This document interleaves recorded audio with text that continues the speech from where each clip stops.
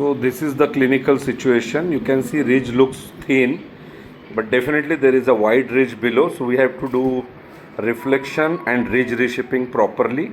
Ridge reshaping is going to be the main procedure in this case. This is preoperative situation and we are going to place implant in 4-5, 4-6, 4-7.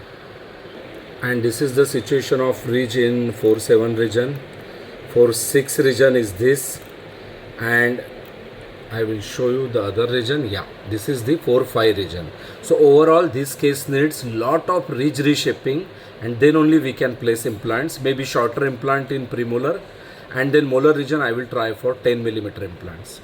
Ridge reshaping, we have lot of burrs. We have straight handpiece burrs and air rotor burrs also.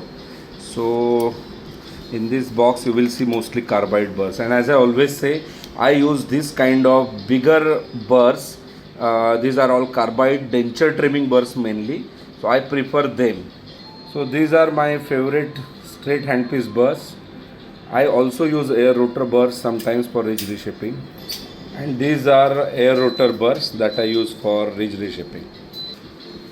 So these are different burrs that we use: air rotor, straight handpiece burrs.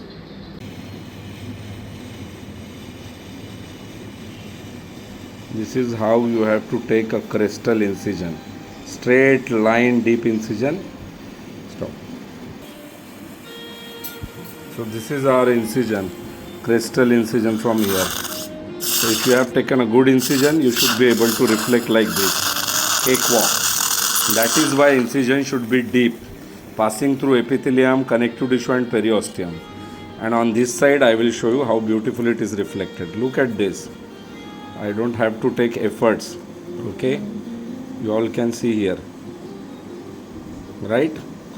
Flap is reflected. You can see labial and lingual suction. This is the situation of the ridge before we start ridge reshaping. Distally it is fine in posterior region, but in anterior region it is very thin. Approximately 4 to 5 millimeter only in premolar region, and in 7 region it looks little bit good. Let's see what happens after ridge reshaping. So first we are going to use this carbide burr on this straight handpiece. Start.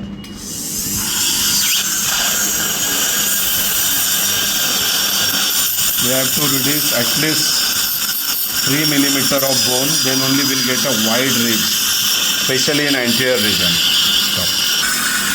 While doing ridge reshaping, I always keep slope distal to the last tooth. Means this premolar is there, so I will not make it flat, because if I keep a slope at the distal bone, that slope will help me form a nice papilla.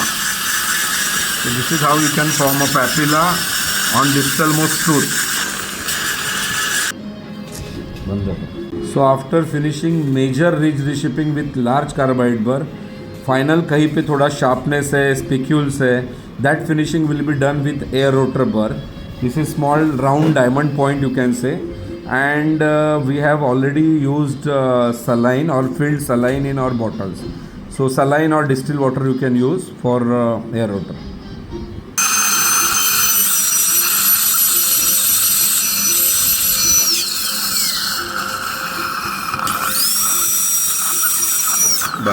This is the wide ridge after ridge reshaping, and I have even finished placement of first implant. We kept it 3.75 by 8 millimeter because just below it there is a mental foramen, so I had to restrict myself to 8 mm. Distally I am going to place 4.2 by 10 mm. Let's see how it goes. So this is the wide ridge, you can see it's wide, and we are done with 3 implant placements.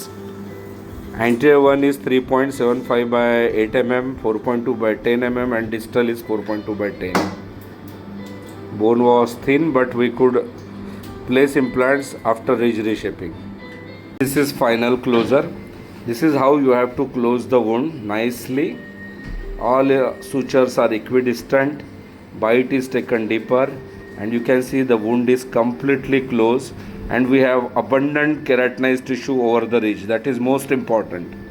So gingival formers will be placed after 2.5 months. And this is our OPG. Even left side was done by me few years back, and now right side. And it's a close call case. You can see the implant is close to mandibular canal. This is almost touching, and here mental foramen is somewhere here, but we are safe.